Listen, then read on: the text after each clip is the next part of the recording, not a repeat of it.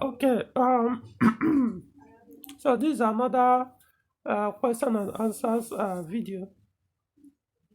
So before commence, um, just want to point out, if you want response or clarification, or response to clarification or questions from me for free, all you need to do is just come to my YouTube channel, any of the videos or posts, just post your question there, or make your comments that you want me to respond to. So I'll eventually come there, I read them when I have time. I'll go through them and pick the ones that I feel that need a response to, and then I'll respond. So, but if you want a private consultation, yeah, you have to pay for that. It's not for free. Which I also do put on my video descriptions or sometimes on comment section. Okay, so let's start. So I posted there's a post I published. When was it? A day ago, 2 days ago. So I forgot to. Or a day. Yes, was it yesterday? No, 2 days ago. Concerning W2, D2, and D8 and D9. Their strengths. Okay, so someone now commented, said the username is Moreta Concept, and it reads 508 beats 406 any day with speed. Maybe you drove the one with 40 turbo. Um, all I can say to you is uh, you are assuming that probably, maybe, I don't know, maybe you're a technician or just a user, private car user. You assume probably I'm someone like who only maybe was opportune to drive, or probably I'm not even driven anyway. Opportune to drive only 1508 and now made this conclusion. Come on, I'm a technician. I repair people's. I buy Peugeot 508 and does repairs on Peugeot 508. So what do you think I do? You think I don't drive these vehicles before and after the repairs to know if everything is in good condition? Are you saying I can't tell difference between 508 turbocharged 508 with turbocharged engine that has a turbocharged issue and one that doesn't have? You also probably don't even know that there are other things on that engine that can even make the engine power to drop drastically than even a faulty turbocharger. So for you to assume that it's only turbocharger that can make a 508 uh, engine lose power, it means you probably don't even know. Probably you okay. Let's just leave it. You are not that technically sound on the 508 for you to make that conclusion or this comment. Another thing I would say is this: um, you probably also maybe the type that assume that whenever 406 is mentioned, the only thing that comes to your mind is the 2.0 liter engines. Like majority may only know that if as they will say, oh, it's EW10J4. That's the only thing. That's the most powerful 406 to them, or probably they've ever driven. So if you are basing this comment on that 508 with 163 HP is quicker, 163 HP and the 243 or 245 thereabout, engine torque NM will be faster than the 406 with EW10J4, which is about 138 horsepower and 200, is it 200? Not 200, 190 or 200, I've forgotten, engine torque. Yeah, the 508 will be faster. Of course, it will be faster. But that's as far as W2 is concerned, the maximum HP they possess, or the fact the one that has the highest power in W2 is about 163 HP, and the torque, like I said, is about 240 or thereabout. Can't remember. Why not remind me what's the biggest engine in 406? And what's the highest horsepower and the torque in a Peugeot 406? To you still think it's EW10. Have you even driven the 406 with the maximum power or the highest power, and then driven 508 to know why I made this? So don't come in before you start to discredit someone that knows better than you do. At least have some basic knowledge on what you want to talk about. Okay, so that is my advice is go and drive. Look for. I don't want to tell you. I'm giving you an assignment so that if you can come back and now correct yourself. Maybe go and look for 406 that has the most powerful engine. Drive the vehicle. One that is in good condition, drive the car, then look for 508 W2. Remember, I'm specifically stating W2 508. If you don't know what W2 means, go and also, and as an assignment, find out what it means. Then look for one with that has the highest power among them, be it manual or automatic. Drive that one too, the one that is in good condition. Then come back and make your point again to know how correct you are. Okay, so moving on. This the video I did is about I forgot when I did this video. Say about Peugeot 607 AC Part 2. So Olukayode Afele commented. He said 607 V6 is not easy to get in the market. Most available is the 2.2 engine. I don't think so. I don't think so. I don't know where you're looking, because as I'm concerned, most petrol 607 in Nigeria that I have come across, at least this northern part, they have V6, not even the 2.2. Yeah, there are also 2.2, but they have more V6. In fact, I don't know for sure. I can't confirm, but from the look of things, I think the 607, the VC sold more than the 2.2 all over the world. That's what I think, based on what I see that come into the country and I see online. You know, of course, you have diesels, the 607 with diesel engine, both the phase 1 and phase 2. So, we're talking about petrol. So, I believe we have more petrol than, more VCs than the 2.2. So, I'm not sure, where you're checking. At least the ones available over here in the northern part, majority are the V6, not 2.2. However, 2.2 are not saying they are, you could say maybe if you use 10 analogy, you could say maybe the V6 is about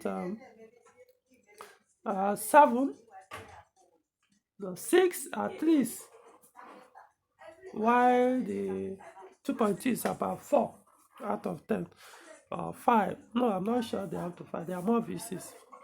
Okay, so just it depends on where you are looking, or you are not looking very well.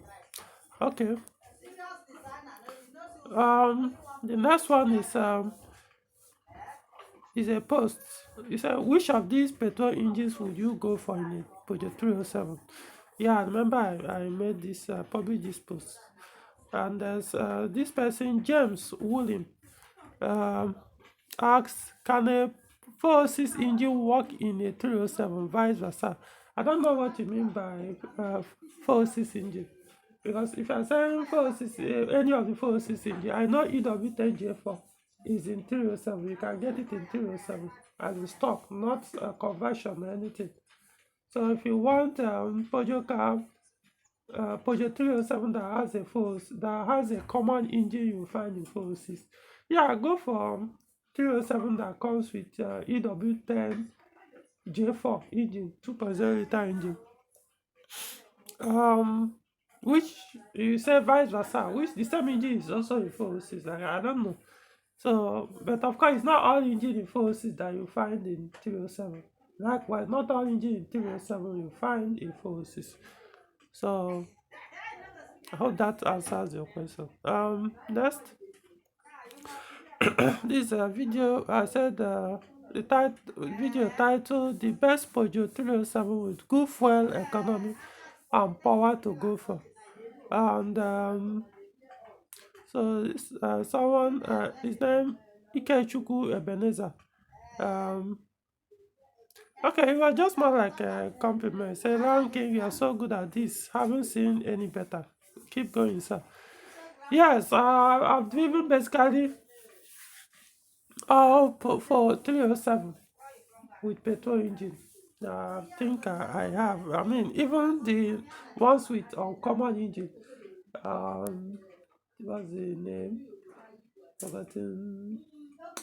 Trying to remember this engine model that you find mostly. That I think 207 has that engine as well. So I've driven all of them, and which was what made me make that video. So yes. Okay. Thank you for um comment. And this one person, this is a post title, when do you change your Peugeot engine timing belt? I think, okay, it's not necessarily a post. It was what's it called, poll. So this person, um manfeti33 at yahoo.com, Abdul Fatai. Anyway, it says, good morning, Lanke. We need more video on when to change and type of timing belt to buy. Thanks. I don't necessarily think we need to be doing videos every now and then on when to change timing belts of Peugeot vehicles. I mean, one or two is enough. I don't need to keep doing so because it's the same message. So I don't need to keep repeating the same thing for you to eventually assimilate what I'll be saying. It's very clear. Just go to any of the videos I've done about timing belt. 4-cylinder engine in Peugeot vehicles. If you live in Nigeria, 4 years. V6 engine, minimum 8 years. So that is on condition that your timing keys are in good condition as well. Otherwise, change them as you're changing the belt. So the ideal thing is change the entire timing kit. But I know for the V6 users, you can't get the timing kit, complete timing kit, especially here in Nigeria. So you're only left with the timing belt, new timing belt. So what you do is you go, when you are changing your timing belt, you check the timing rollers. There are about 3 of them. There are 3 of them actually, and then the timing tensioner, the water pump. Yeah, you just check their condition. Anyone that shows sign of weakness, you replace it at that time. You could get the new water pump is available. It comes in on, it's more like on and off, so you can always get a new time water pump if it's bad or showing sign of leakage or weakness. You can tell, or if you don't know, ask your mechanic. You can check it there. It doesn't need to remove it, especially including the rollers and tensioner, to know if they are good or not. The rollers are easier self. I mean, if you start wobbling and making noise, you just spin and you hear whether it's good or not. You change, look for a good to use new one and put. The V6 of the rollers, they last very, very long compared to the other engines, 4-cylinder engines. So getting a good used one, it shouldn't worry you. So for used 4-cylinder engine, I usually recommend change everything. Don't bother trying to. But then you can still do what I just explained for the V6. And like I said, 4 years if you live in the environment like Nigeria, 8 years for the V6. So I don't need to keep doing the same video over and over for you to I mean, come on. One message is enough. It's only if you are wise, you take the message. If you choose not to, it's up to you. So it doesn't matter the engine model. I just say 4-cylinder, do this other one. Then they also, apart from the years, There are mileages as well that if one comes before the other, you do it. For four cylinders, I think maximum should be 6 years, um, minimum 4 years. For if you live here in Nigeria, um, no, I'm talking about 40,000. So it's not mile. I'm referring to years again. Talking about the mileage, 60,000 kilometer maximum, minimum 40,000. So if any of these, if the year or the mileage comes before the other, do it. Don't wait. If you get to 40,000 kilometers and the you have not covered up to 4 years, with the belt, change it. Don't wait till you get to that 4 years. Likewise, if you've done 4 years and the still hasn't reached 40 or 60,000 kilometers, change it. All right. So hope that helps. This is a post titled, "Would you buy another Peugeot vehicle?" Okay, not a post, it's a poll actually, and this from Olumide Oluloyo. The question is it a question? He said, "I just upgraded to Peugeot 407 from 406 non-abused Nigerian used with EW10J for stick shift. Everything worked perfectly after replacing the ball joint and stabilizers. Kudos to mistaken." Yes, if you buy a non-abused Peugeot 407, you will enjoy the vehicle, and most importantly, you keep it that way.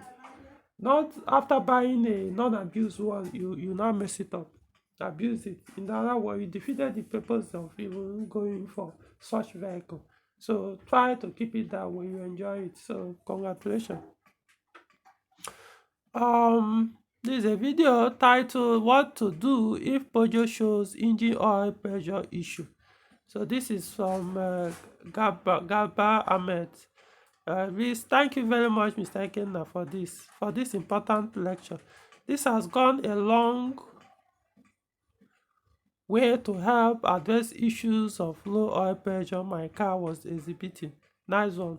Yes. Yeah. So more like a compliment. So yeah, if you follow the advice I've gave on this video, if you don't know, go and look. Just go to my videos on my channel, YouTube channel. You'll find it. It was sometime last month or this month. I've forgotten. It says 2 weeks ago or something. So you learn if you're having these symptoms. Okay. The next one is post titled, "Checking and Readjusting Front Alignment." Then this from Kabotai. Question is, "Hi, Ikenna 351 Mark. Could you share your thoughts on what it takes to own such a beautiful car, 407 Coupe?" Okay, I think this was a post. I included a picture. I took my 407 Coupe to do alignment on at a total filling station. So I now took a picture and uploaded it on my YouTube channel. So what it takes to own such a beautiful 407 Coupe, all it takes to do is apart from money to buy it, unless you are gifted, I don't know, you could come, but let's just say that I don't need to go into that. It could be, so, but in terms of because it's one thing to buy, it's another thing is to be able to use the car for long.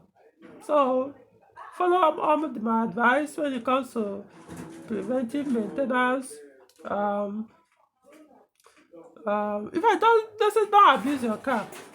You see all you go to you see where I recommend all the oils I recommended for the 2 petrol engines on the 407 Coupe, and the 2.2 liter EW12J4 engine, and the ES9A 3.0, it's more like 2.9 liter V6 engine. So these are the only 2 engines you find in 407 Coupe petrol. So I mean, their engine oils are there. One is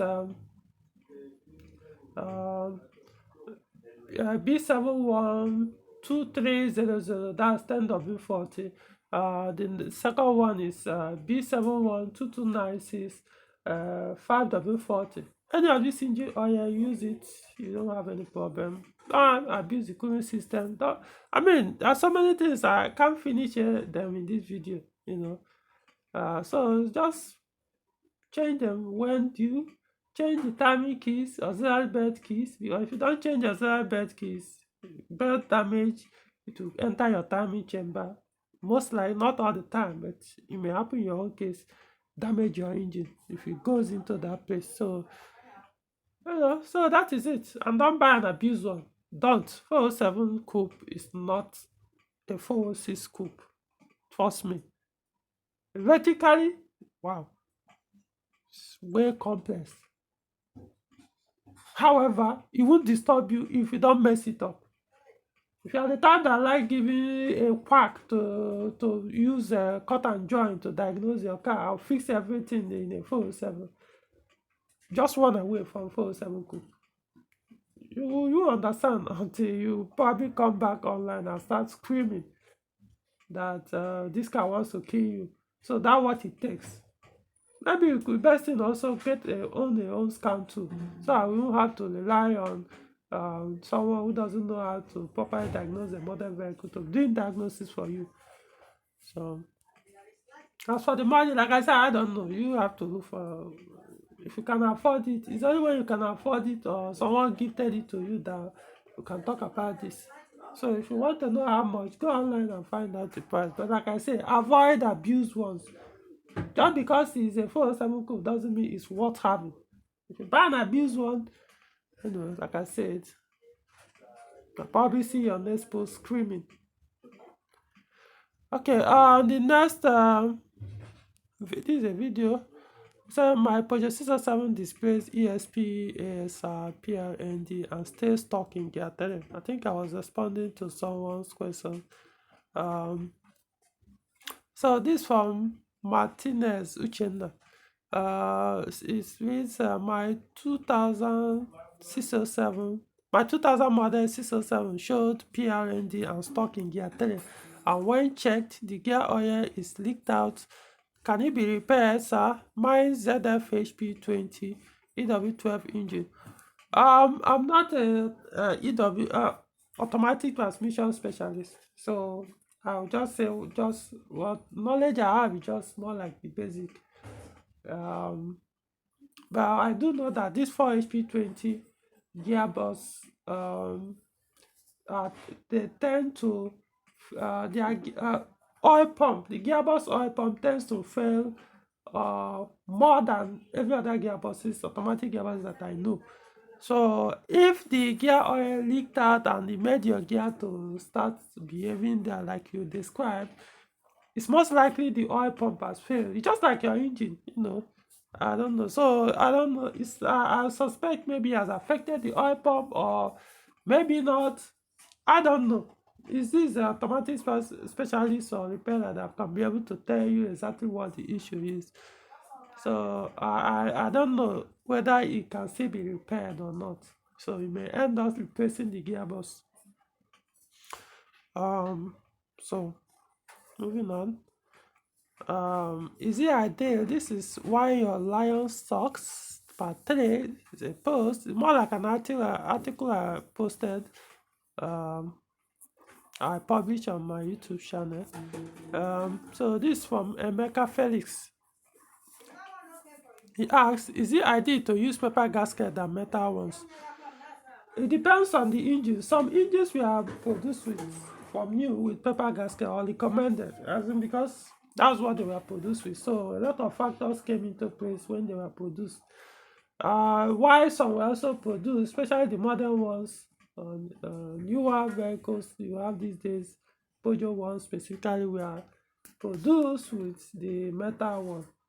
So but what I'm about, see, I don't think it will really affect it that much, whether it's paper or metal. I don't think that's even the main issue of that article, except that the when Peugeot did the ones with the metal, and then some will now go and produce, some aftermarket will now produce the pepper one, but what from experience, those pepper one will now be thicker. If they, because the pepper one, the way they do it, it will be difficult for pepper to be as thin, or as yeah, as thin as the metal one. Those metal one are usually very, very thin. So pepper will be difficult to be that thin and still be able to do its work without burning off. That's my understanding. So because of that, they had to make it thicker. And so once they make it thicker, then it will affect the engine compression, the stock engine compression. Like I said, all these things were factored in to determine the engine power, how efficient the engine will run. So once you go beyond the factory, it's not going to be either it will increase or reduce the engine power efficiency. So that's the thing about the engine. So coming back to your question, when people use pepper gasket in place of engine that was meant to use metal gasket, yeah, you can understand what happened. And then another factor is that those pepper gasket they do, it's not like they're even high quality, the one they sell here in Nigeria. Because if it's high quality, what's the point of you buying them? Because they will cost almost as high as the metal one people run away from, the quality metal one, because there could also be fake or low quality metal ones that are not genuine original ones. So if you do that high quality pepper one that is thicker than the tiny metal one, who's going to buy it? You can also buy what that you removed or that was bad. I mean, that's my point. So people buy those thicker one because those pepper one because they are much cheaper. And what makes them much because they are cheaper is because they have low quality. So from my experience and observation, what I noticed is when you put those pepper gaskets, there's a few. All the people I know have done it 2 years, 3 years maximum. For sometimes I don't even get to 2 years, it will start burning.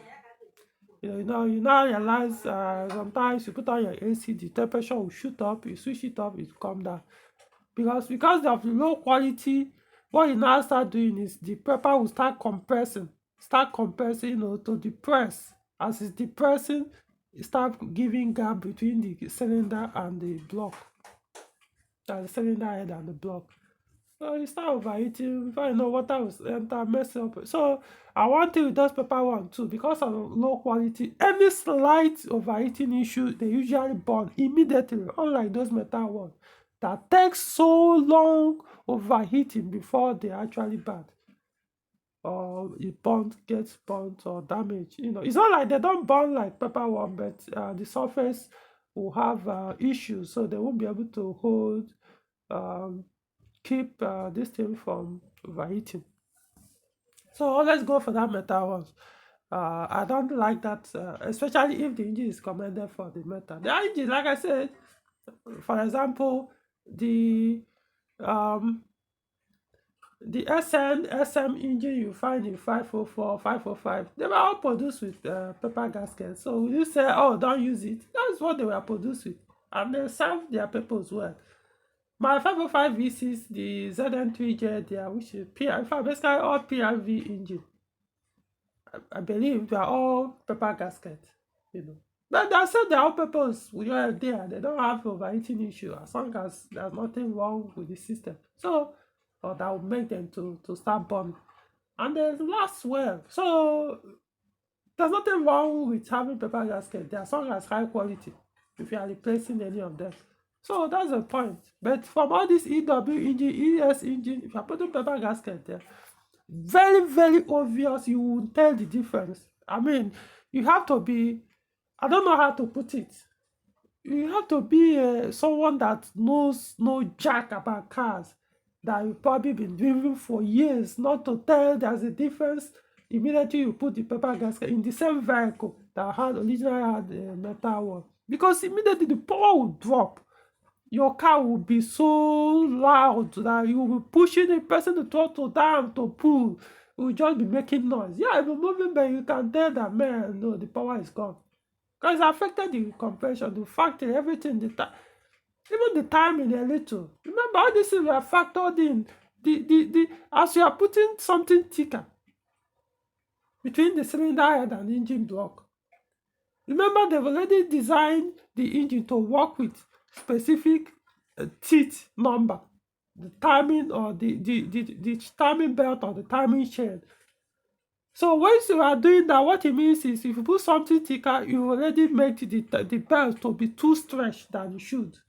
Some even go to the point of putting too thick head gaskets. So it may even make it difficult for the belt to be able to tension well. Because other people are affected. All these things we are factored in, they did their mathematics, did everything. So I work. I mean, come on, I'm not even a scientist by profession. I mean, I don't have any qualification concerning science or anything. But this is a common thing I know. It's so basic. If you do it will alter almost everything. So why is the risk? I don't know, man. Moving on. Review of Android multimedia display player on Peugeot 407. Okay, yeah. This is a video I did when I installed this Android system on my 407 Coupe. Okay, so this from E.G. Colade. It says, not only that, about the shortcomings, the scanning warning signs your normal display doesn't show on this new Android display.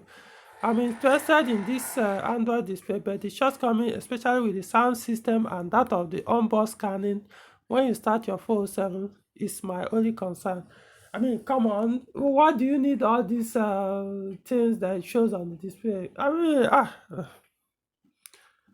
mean, I don't know how to say all these things. I know everybody has a line, or every man has something, or I don't know how to put it. That, oh, I know this must be there, otherwise I won't like this guy.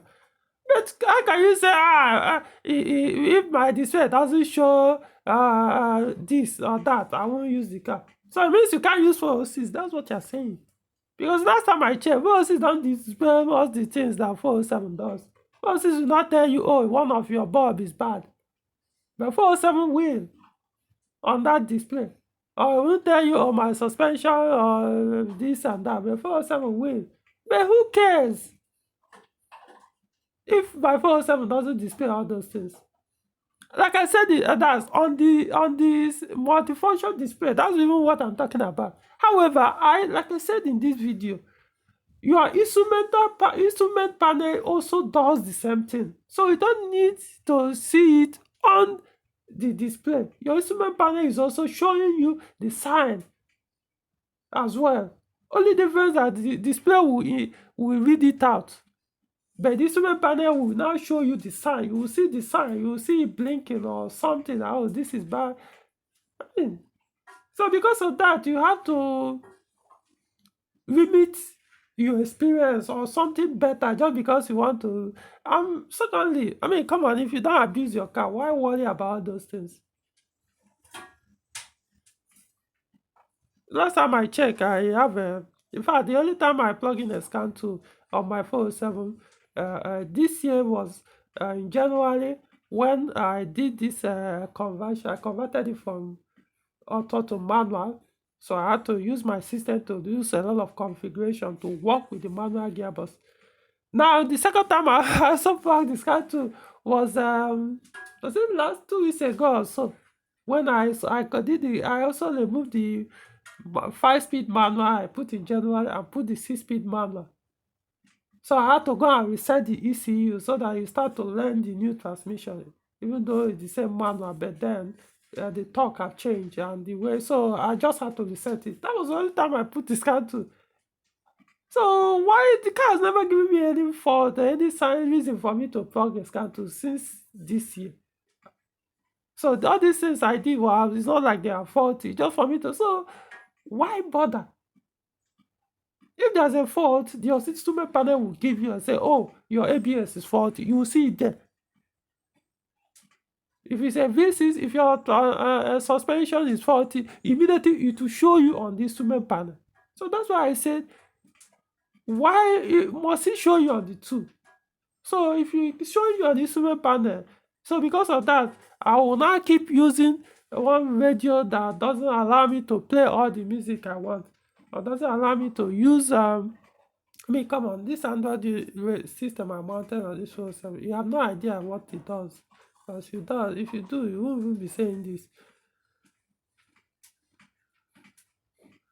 This particular one I wanted is not the this um what's it called they sell in Nigeria. Yeah, I've seen few people that put them, and I could tell some of them mostly 1 gig, in fact, almost all like the most of the ones I've seen 1 gig RAM. And some of them said didn't come with a CAN-bus decoder or that can connect and work with the entire vehicle system. Some just plug and they just plug it. Some didn't even weren't even working with the remote control behind the steering wheel. This one is almost everything. This one I don't know. So this idea, I just want to point it out simply because you are not you want readouts of beep you get when you start your car, which is also showing on instrument panel, is a big problem for you. Even the phone, because everyone who use phones knows that their phones and the radio is not the best. It's not. 407 radio is not the best. I mean, come on. For the audio CD, not an issue.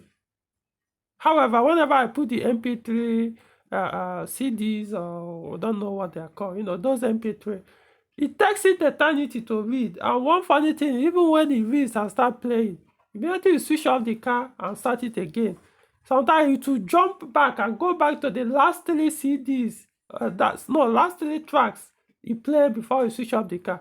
Or when you start the vehicle, instead of it to start where or that particular second that you stop the radio or switch off the radio or switch off the car, which audio would do? Normal audio CD would do when you start the car. For the MP3, it will go back and start the track afresh. That is, if you do read, sometimes you start the vehicle, you will refuse to read that the CD, that MP3 CD anymore. Now the problem is not like the radio is the problem, but I think the player doesn't work well with all these pirated MP3s. Maybe the original MP3 won't have any problem, but then where do you see this original MP3 disc? So that's the thing. So now rely on CD, and the CDs, I mean, what else can they offer? Don't compare all this Android radio with factory, what's it called? And factory radio or display. Now mine shows some things, not everything. I did a run on the video. I show some things you can see operate basically everything that the other one does. Go into your setting, do anything you want to do via the Android. Only thing that is just that warning will not show on the display. However, I'm seeing it on the instrument panel. So what do I need to go and read what I'm seeing already? Wow. Okay. Now the next one is he said the shortcoming, especially that I'm interested in this Android display, but the shortcomings, especially with the sound system, is my concern. What kind of sound? I don't know what you're talking. That's all. It could also be one of these ones that people talk like I talked about, that people buy. That see, this particular one I bought has 8 gig RAM. 8 gig RAM with is it 1 TB size? That's the memory.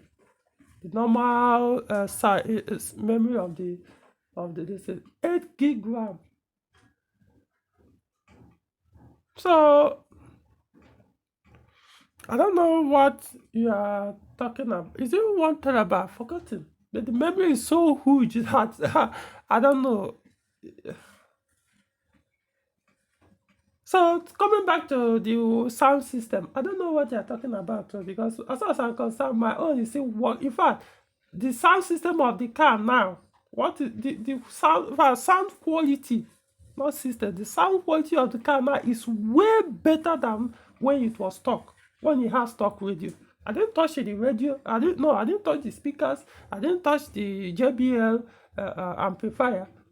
So it's working with the JBL amplifier. This particular system, it works with it.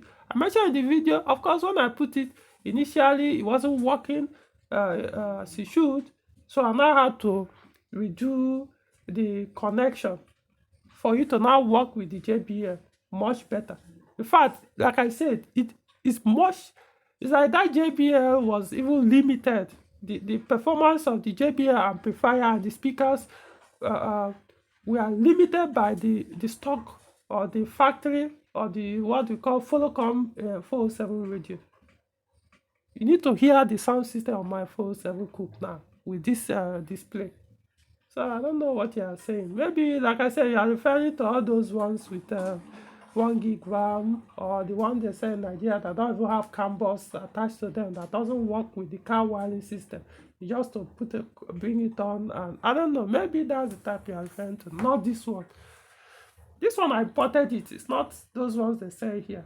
Because if they bring this particular one in Nigeria and say, I don't know who can afford it, I have to source it outside. This radio you are seeing here, maybe you have no idea. You can't get it less than 250,000 naira. I mean, for you to buy this, you are looking about 300,000 or above. So you need to understand, it's not all those 70K one they sell or all those things. It's something else. So you are mistaken. You are using something else to judge this. It's not this. Okay, moving on. Mr. Wale shared his personal experience with his Peugeot 407, with EW212, blah blah blah. Okay, yes. This Udochukwu Dekran 1 month ago. He said, please, which engine is the best to get when buying 407? It depends on what you want. Let me just make it much easier for you. It depends on what you want. If you want power, there are 2 engines to go for. If you want for economy, normal, put it in gear, move, get to your destination, switch off engine, same thing. There are engines to go for. We have 1.8, we have 2.0. Those are the ones that specifically for fuel economy. And fuel economy means you drive them as designed. Once you start pushing them hard, the fuel economy goes out of the window. Because they are not meant to carry that kind of heavy load. 407 is very heavy. See, it's so heavy that the 1.8, as in 1.8 or 2.0 liter, or 407 with 1.8 or 2.0 liter, has even more kg than 406 V6. That's also for you to understand. So imagine what 406 V6 carries effortlessly. That you are now putting 1.8. I don't know how to. So that's what I'm saying. If you want 407 for fuel economy, get those 1.8, 2.0, drive them gently. Even if you want to still get high speed, let it come up there on its own. Don't press the throttle small. Whenever it gets there, fine. That's the price you have to pay. However, if you want the one that can get it there much faster, even though it consumes a little bit, just more than the others, then get the 2.2 or the 2.9, the V6 one, which is that 2.2 EW12J for 2.9 the ES9A. So that's the best I can say. So I can't say, oh, this one is bad, this one is better. No, none of them. They're all serving their people. They can last almost the same year. If you do more of long journeys, the bigger engine will serve you better. They can take those stress more than those smaller ones if you are constantly on the highway. The only time the small engine can also serve you long on a long distance, constant long distance, is if you don't push it hard. Maintain low speed. Don't go beyond 120 or thereabouts. Just keep it that between 100 and 120. You trust me, your thing will, and with the recommended oil, it will serve you long. But when you start, you see one, maybe you see a car, you say, don't you know what is this? This is 407 with 2.0 or 1.8 liter engine. Now you know damn shit and start pursuing a V6 vehicle. 1 year later, you say, my engine is there. Why, what happened? Blah, blah, blah. You killed it. If you want that kind of fun in your car once in a while, get a bigger engine and pay the price by spending a little bit more of fuel in the car. That's how I see it, and that's how I believe every man should. You can't eat your cake and have it. You get something here, you lose something in the other. You lose in the other, you gain from the other. That's how what you can't get everything in one thing. It's not possible. As far as this physical life is concerned. Okay. Moving on. Share your Peugeot experience, Mr. Jude. Okay, this a guy I know, that shared his experience with Peugeot 406. And so okay, one of the comments on the video, this from G Lighted. It said, can't mechanics upgrade Peugeot's timing pulleys to sprockets, then run the entire engine on timing chains rather than belt? Is it possible? Wow. Well, it's an innocent question, so I'm not gonna, please, it's not. Timing chain is designed completely. That engines with timing chain is completely designed differently from those of the timing belt. It's not possible to start. Remember, the chain runs inside oil. So the timing chamber of the engine with timing chamber, they seal off that particular chamber because oil runs in it. Unlike the timing belt, engine with timing belt, it's not actually sealed off. I mean, that's why when the exhaust belt cut, if you're not careful, the debris can enter into your timing chamber because it's not sealed. Dust can see enter, even though they just put some silicone, something like that, to prevent death or so from entering it. But it doesn't mean, So it's not. Sprocket, timing belt sprocket is different. The design is just different. The camshafts are different. So many things are different. The only engine I know that Peugeot did with timing belt that runs in oil is this Pure Tech engine best. I don't think it's all of them. Those are 1.2 liter engine or thereabout. What they use wet timing belts. They run inside oil.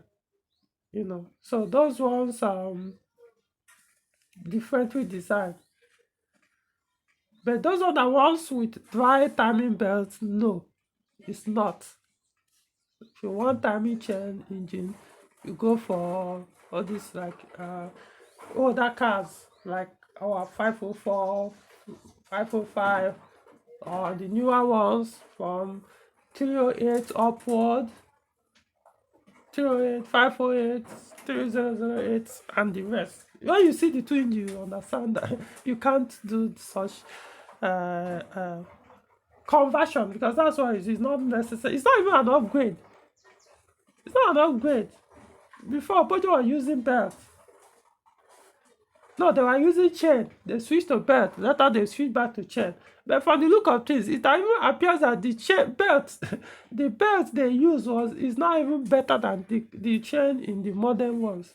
Trust me. Why are people so scared of this belt? They tell you change this when it's so and so mileage or after so and so years.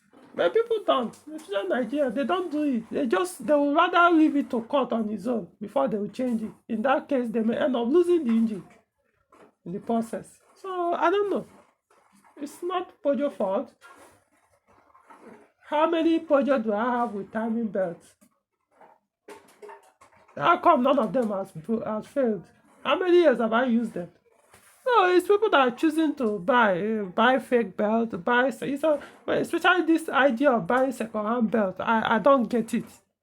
Belt that has already expired, you are buying to put. Come on, Be reasonable. Think like an adult. What kind of crap is that? What's the point? Something they said after so and so years, remove it. It's no longer safe. That's what you are buying to put. Probably the one you put before failed because it was expired, or you put a fake one. You now go and buy something else expired. Ah, I don't know. I mean, come on, open your goddamn eyes and think. Use your brain if you still have some logic in it, in you. I mean, it is something you do once in 4 years, or once in 60 or 40,000 or 80,000 kilometers, or once in 9 years. Save if you have to, borrow if you have to, buy the original belt or the timing kit and close that chapter. For the next 40,000 kilometers, 60,000 kilometers, 80,000 kilometers, 4 years, 9 years. Is it too much? If it's too much, I don't think you actually need to own that vehicle.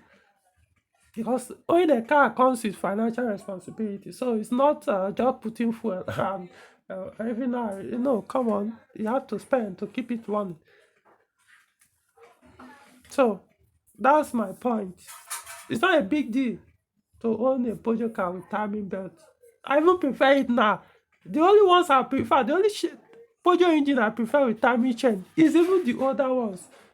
Like the 504 and 505, the SM, the ZN engine, and the rest. But these newer ones, trust me, most of them even have timing chain issues more than the timing belt. Only that is the Peugeot later now revised and started using different timing chain kits than the old ones that were messing up those THP engines. So I don't think people will understand.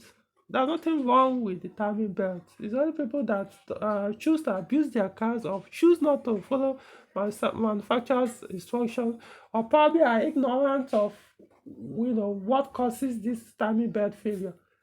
Those are the only ones having these issues or suffering or most likely complaining, or people that go online or listen to people with lack of that or knows or have wrong information. They listen to them, they scare them away. Oh, like you always hear from people say, oh, 406, the only issue is timing belt failure. How many years have I owned my 406? How many of the time have the belt cut? Don't know what else to say. Okay, this other one, that same video I talked about my multimedia. It says, good morning, this is from Matthew Curtis. Say, good morning. Does your car have the JBL sound system with the amplifier and the subwoofer? If yes, everything working with the amp times. Yes, everything is working with the amp perfectly well. In fact, better than when it had the factory radio and the factory display. Much better. My amp is still there running, the subwoofer is there, the speakers are still there. I didn't change any of these things at all. All I did was remove the stock radio, remove the stock display, put the new display, did the connection, and that was it. Okay. Okay, this one, have my Peugeot 406 engine ECU is acting up.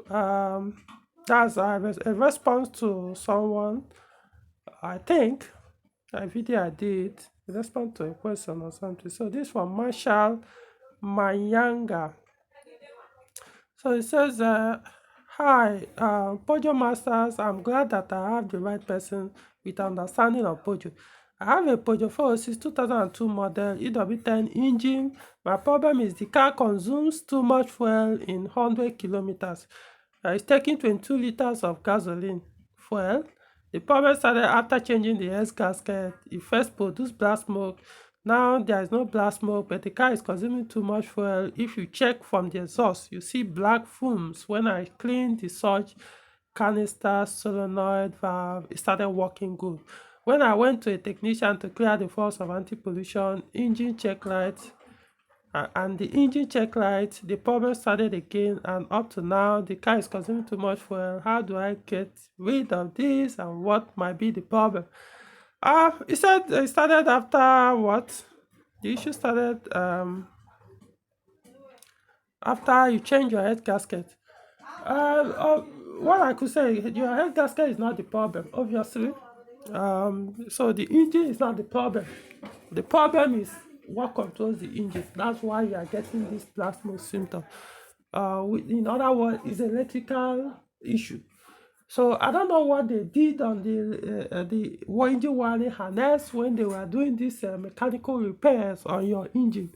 So it could be that it has affected the engine wiring harness, damaged it somehow, or someone did the wrong connection somewhere, or it's possible whatever they did on the wiring harness has affected the ECU, and now you are getting this. So two things can cause this. The engine wiring harness, the ECU, yeah, ECU can, this symptom you explain can also be caused by an ECU, engine ECU.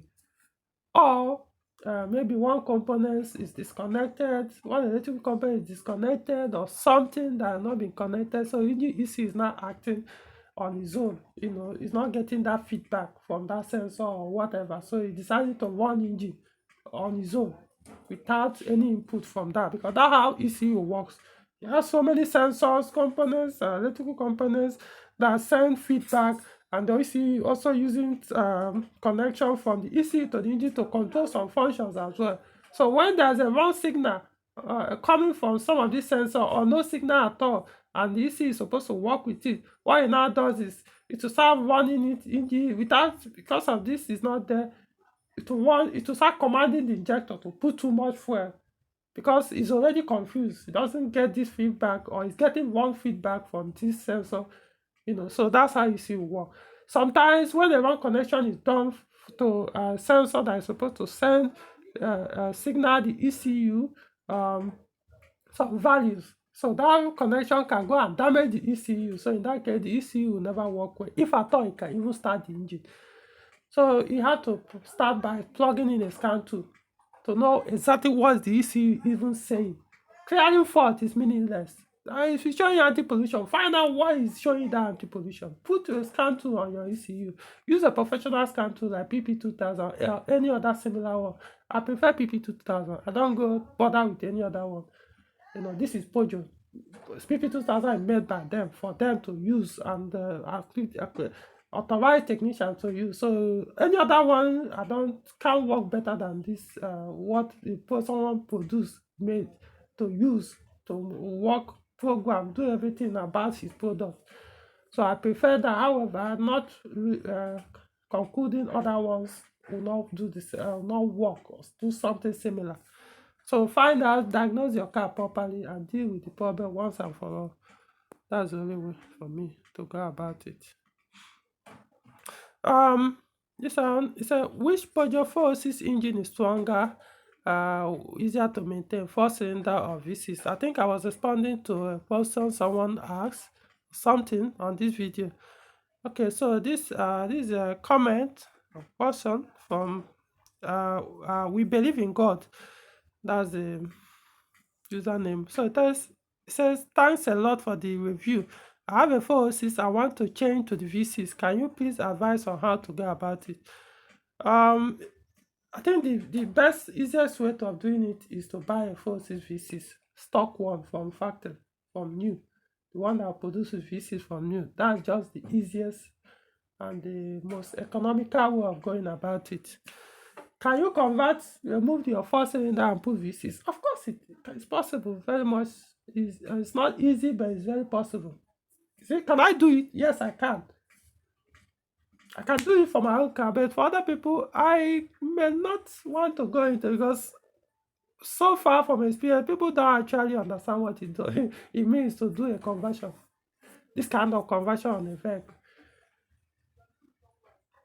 Financially, it doesn't make sense, because you end up most likely spending more than you would have used to buy another car. In fact, to buy a 406 V6 in good condition.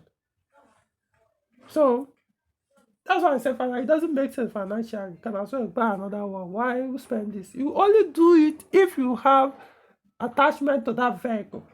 That's when you can say, okay, I wouldn't mind to spend almost same amount to buy another car, to put this car in the same specification of the car that I bought, even if it cost me more or cost me same amount.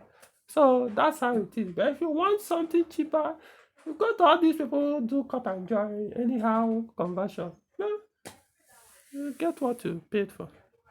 I'm not saying I want to, you're asking me to do it. No, what I'm saying is, if you don't have anybody that can do it for you, conversion, and you're not willing properly, do the conversion for you properly, so that the car will look as if it was VC from new, without anybody, if anybody doesn't tell you, you assume the car was actually VC. Or you can't afford to pay to get such job done. Don't bother to do it. You know, go for one that came from factory. Save you from headache.